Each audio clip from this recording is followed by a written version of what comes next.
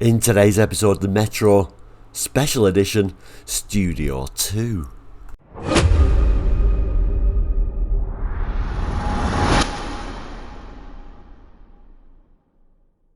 Hello and welcome to Quartzlight, your car brochure channel. Like I said at the start of the show, we're going to look at a special or limited edition Metro today that we found in this 1989 full range brochure for Rover when they lost the Austin name, and at this time the Metro was just simply called Metro, like the Maestro and Montego, all models of which we've been looking at during this season and this series, looking through this car brochure. This week we looked at the Metro range. The Metro range was vast at this time, so we looked through that. There was a special edition I've saved for today. Usually Saturdays or Sundays we look at special editions of various different makes and models of car, and those who've been watching will notice there's lots of mini special editions or limited editions in this brochure as well. But like I say, Metro range was vast, but there was also a special edition. I think the episode would have gone on too long if I started talking about the special edition as well, so I saved that. But on the other terms, the Metro range was huge at this time. I don't know if it really needed a special edition, but anyway, let's throw it on the board and have a look at it. So here it is, Metro Studio 2. I don't know, many people were actually tempted into this one. Of course, it's always about price, isn't it? And if you have one of these in the showroom and they want to get rid of it, the price is always going to be competitive, and they'll say, you know, this is what it's got extra over, for example, the City X, but it's not really a particularly in-your-face special edition. It's very much a little bit forgotten. So Metro Studio 2, we'll have a look at the description, see how it describes it. I think it tells you it's only so many colours you can get it into. Bit of a fancier, an odd funny little stripe on the interior, I guess, but these interesting decals as well. Anyway, we'll look at the text, we'll come back to the images. For people who know real style when they see it, Rover announced the Metro Studio 2 2nd edition. For those with an eye for the genuine article, sophisticated, elegant and distinctively different to anything else, the latest edition of Studio 2 is available in a choice of 3 new tastefully coordinated body colour schemes based on black, British racing green or stone grey. And then the little picture to one side shows they even went to the trouble of giving it a Studio 2 steering wheel. So then it goes on to tell us really what we're getting here. It's also more highly specified with a glass sunroof to make the most of good weather, a stereo radio, stereo cassette player that's very easy on the ear. Now that particularly stereo radio, stereo cassette player wasn't all that fancy. It would be the same thing as you would get on the Metro L, and then an optional extra for lower spec models of the City X.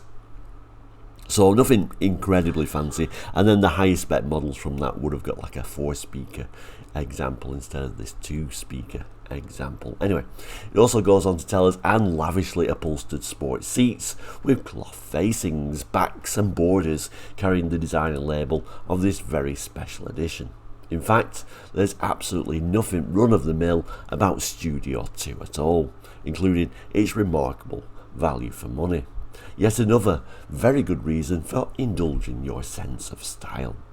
And then to one side, we can see this very distinctive decal that they placed underneath the Metro badge there, just saying Studio 2. Didn't mean much to me, but maybe it did mean something to other people. So typical special edition in a lot of ways, a few little bits and pieces, but really I think the key is the remarkable value for money. They would have parked it next to a City X and said, hey look, all the extras we can get on this one, and look at the price, sort of thing. And particularly when we look at the seats, it is a little bit nicer, sort of like a sports seat, rather than what we got on the lower spec Metros. So inside, nicer seats than the base model Metros for the time. This sort of more sporty design with these sort of stripes on the seats and on the door cards as well. So I would presume if it was in the showroom next to a City X, they'd open the door, show you the interior and showed you that the seats are a lot nicer. I'll just show you what a City X seats are like. So that's your seats for the City X. You can see that the special edition has got a lot nicer seats, and we've got these more bargain basement see-through head restraints there as well. And then from the outside, full length wheel trims on there, some nice decals on the doors, a bit of a green stripe. Obviously this is the black example, but other than that, it's certainly not something that's going to shout out special edition. Nicer seats, few decals, a few stripes, and there we have it. All about value for money, I do believe. So this particular model only available as a 3-door, you'll notice. You couldn't get this as a 5-door unlike the other Metros, and this would have come with the 1275 63 PS engine, which it would have shared with pretty base models like the City X and the L. The other thing to note is we're still using a 4-speed gearbox, no automatic option for this special edition, so we've only got the 4-speed manual, which is shared throughout the Metro range. But 89, I know there were some other cars that were still 4-speed, but that seems quite late to me to be still using a 4-speed box. Anyway, let's wrap this one up. So there we go, the Metro Studio 2. Do you remember these little special editions? I think I vaguely remember a couple of them trundling around. I'm not sure it's the Metro I would have chosen. They would have offered really good deals to get me into this rather than any other the Metros. And like I said on the last episode, if I was looking for a Metro at this time, I would have got a very basic City or City X, or gone completely the other way and got the MG Turbo. I don't really understand the idea of all the middle models really. And of course, I think personally there was better Super Minis out there from places like France and Italy, in just my opinion. But anyway, let me know what you think about the Metro. Did you own one? Did you have a ride in one? What was your impressions? I'll also do a link to the full range of Metros at this time.